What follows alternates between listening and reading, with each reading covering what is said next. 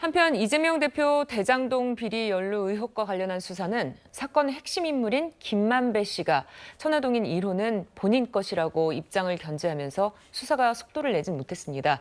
하지만 대장동 50억 클럽 의혹을 받고 있는 박영수 전 특검이 구속이 되면서 2년이 넘도록 지지부진했던 수사가 다시 동력을 얻게 됐습니다. 지난 목요일 영장 심사를 받으러 들어가는 박영수 전 특검 모습 보시겠습니다. 번번이 송구스럽습니다. 있는 그대로 법정에서 말씀드리겠습니다. 대장동 일당한테 받은 돈이 청탁 대가 아닌가요? 망치로 휴대전화 부셨다는 증거인멸 정황에 대해서는 어떻게 보십니까? 딸이 11억을 내요. 네, 박 전 특검 망치로 휴대전화를 부순 것과 관련해서 증거인멸 정황이 아니냐는 기자의 질문에는 아무 말도 하지 않았습니다.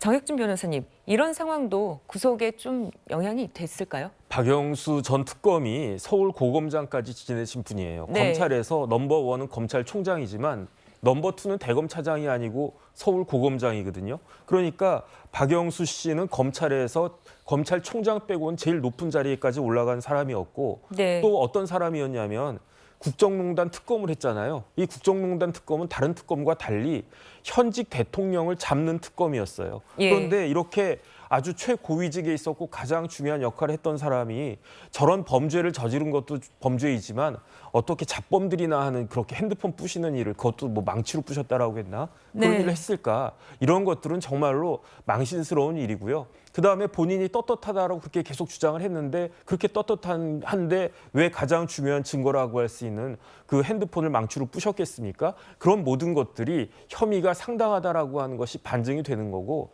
기본적으로 논리가 맞지 않는 게 지금 박영수 특검이 그 죄명이 뭐가 있냐면은 특정경제처벌법하고 그다음에 이제 그 부정청탁금지법 아니겠습니까? 네. 둘 다 하나는 금융기관의 임직원이어야 하고 하나는 공직자이어야 하는데 박영수 특검이 뭐라고 이야기했냐면 나는 우리은행 이사회 의장을 지냈지만 상근이 아니었기 때문에 그 금융기관의 임직원이라고 볼 수 없다. 이렇게 궤변을 늘어놓았고 그다음 또 하나는 나는 그 특검이었기 때문에 일반적인 공무원들과 틀려서 그 부정청탁금지법 대상이 되는 공직자도 아니다. 이렇게 이야기를 했는데 그 말 자체가 논리가 맞지 않는다. 근데 그렇게 궤변을 계속 늘어놓으니까 법원에서 구속영장을 발부하지 않을 수 없었던 것으로 전 생각이 됩니다.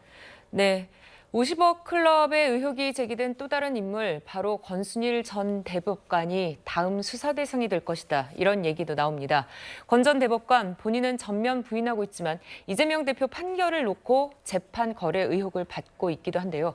지난해 국감에서 여야가 이 문제로 설전을 벌이기도 했습니다.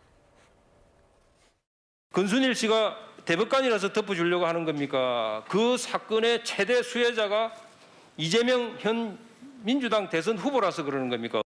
퇴임하자마자 11월부터 화천대유의 고문료를 받아요.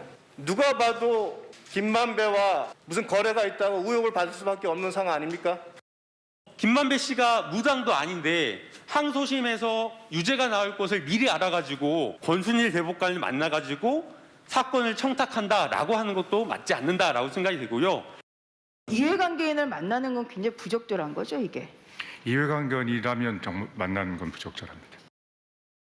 네, 박상규 의원님. 권 전 대법관 수사가 시작되면 검찰에서 지금 이런 부분들까지 다 들여다보겠죠? 네, 그렇죠. 지금 권순일 대법관의 문제, 전 대법관의 문제는 예. 사실 이분이 재판에 이렇게 개입하려고 했다는 정황이 있고 또 하나는 그 김만배 씨가 8번이나 이제 대법원을 드나들면서 만났던 인물로서 이미 사실관계가 또 확인이 돼 있잖아요. 네. 그렇고 또 그 의혹의 판결, 이재명 당시 경기도지사의 토론회 중에 한 소극적 거짓말은 죄가 안 된다. 이 판결을 주도함으로써 예. 사실상 이재명 대선 후보를 가능케 한 그런 그 사람으로 지목을 받고 있고 또 그 이후에 그로 인해서 법률 자문료를 또 엄청 1,500만 원 이상을 받은 것으로 그렇게 드러나는 등 처신에 문제가 많기 때문에 사실은 변호사 개업을 하면 안 되죠. 원래 그 대법관으로서의 그 퇴직한 분들은 그런 걸 안 하는 건데 그런 부분까지 이 문제가 있는 분이기 때문에 좀 자숙을 했어야 되는데 변호사로 개업을 해가지고 또 이걸 계속 밀고 나갔거든요. 그런 부분이 네. 있어서 앞으로 이 권순일 전 대법관에 대해서는 이제 소환 조사를 하게 되고 또 앞서 잠깐 얘기 나왔지만 박영수 특검과 함께 무죄 처리됐던 곽상도 전 의원 건, 그 아들 건도 다시 네. 들여다봐야 돼요. 왜냐하면 예. 50억 클럽에는 여러 사람이 포함되어 있잖아요. 예. 검찰로서도 특정인만 계속 수사할 경우에는 이게 의혹의 눈길을 받게 되어 있습니다. 공정하게 한다는 의미에서 의혹이 남아있는 사람들을 다 들여다봐야 되는 그런 문제가 있지 않을까 싶어요.